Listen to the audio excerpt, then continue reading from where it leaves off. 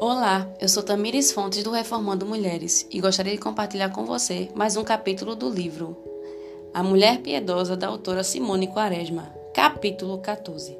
A quebra do nono mandamento e as redes sociais.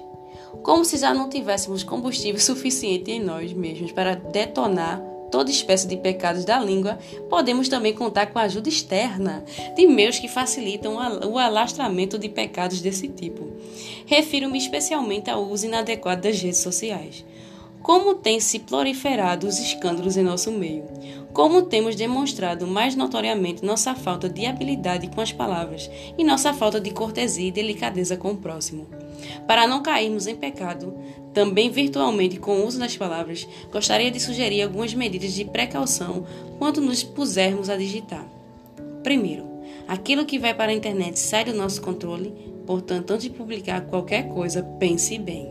2. Nunca comente como anônimo. Se responsabilize por suas opiniões e posicionamentos. 3.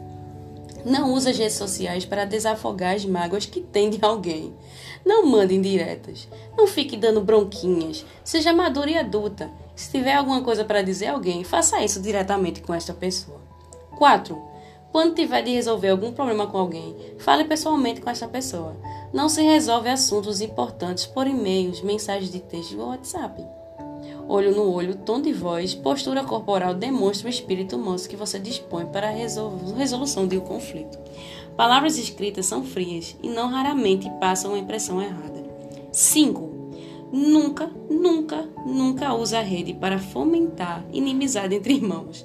Existem pessoas que vivem pesquisando o que uma irmã disse de outra e passando essas informações para a ofendida, fazendo prints nas fotos ou nas atualizações do Facebook.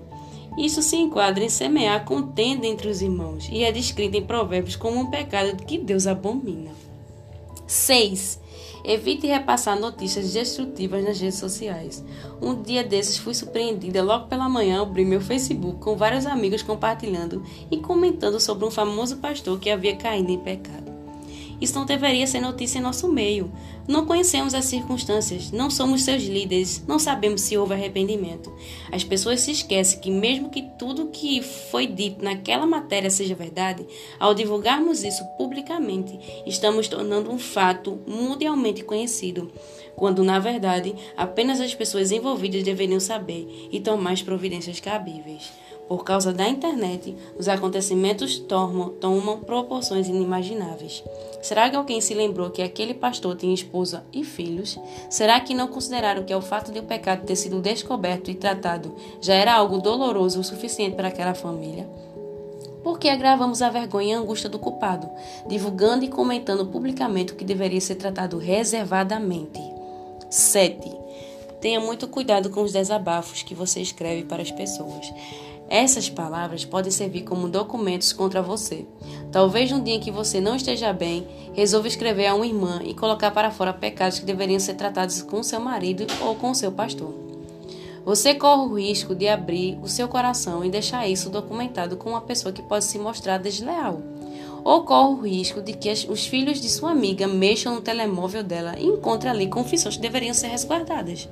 8. Por fim, gostaria de alertá-la a ter cuidado quanto ao uso de suas palavras em debates na internet. Esse é um hábito que sempre floresceu entre os cristãos, em todas as eras, o debate teológico. Ele é sadio e ajuda o povo de Deus a fugir das heresias e a ter sua curiosidade por alguns temas aguçados. Por outro lado, o mediatismo das redes sociais deixa pouco tempo para reflexão antes de discordarmos e publicarmos. O que pensamos?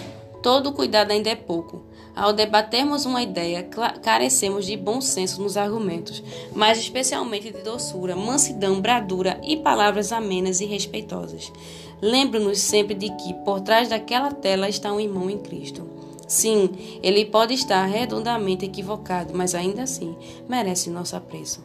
Palavras debochadas, irônicas, sarcásticas, ofensivas e que ataquem a pessoa ao invés de argumentos demonstram destempero e falta de polidez da nossa parte. Podemos sim discordar veemente, mas com todo o respeito que nossos irmãos na fé merecem. Muito cuidado também quando vai escrever algum comentário sobre o texto de algum ministro do Evangelho. Tenho visto mulheres discordarem, discutirem, ofenderem e desdenharem de homens que foram chamados para o sagrado ministério e que são representantes do próprio Cristo. Elas não temem desacatar uma autoridade em público, quebrando assim o 5º mandamento. Lembre-se que os pastores estudaram e estudam por anos a fio e certamente têm uma bagagem muito maior que a nossa. Lembre-se também que os pastores são pastores do rebanho de Cristo e não apenas de uma igreja local. Então, mesmo que aquele pastor não seja o seu pastor, merece tanta consideração quanto o seu. Se em algum momento você achar que é necessário discordar de algo que algum pastor sério postou, faça isso em privado. É contra toda a prudência uma mulher arguir e chamar a atenção de um ministro do Evangelho em público. Cuidado. Continue conosco.